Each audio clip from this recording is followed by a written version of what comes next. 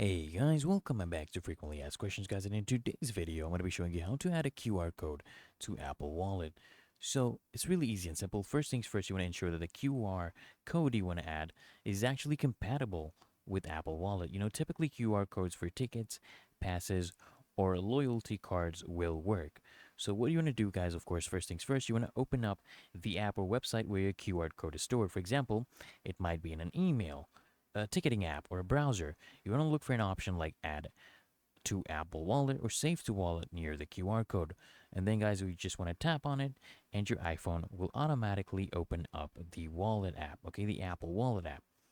And then, guys, you want to review the details of the pass or QR code, right?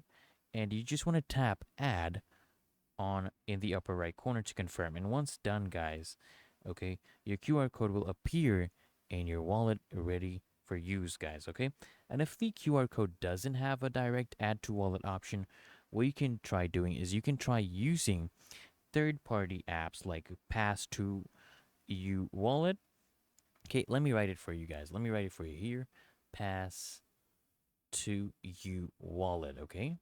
You can use this third-party application to generate a compatible pass, and you can add this manually. And that's it, guys. You have successfully added a QR code to your Apple Wallet, guys. So I hope this video helps you out. If it did, guys, consider smashing that like button as well as subscribing to Frequently Asked Questions, and I'll see you guys in the next one.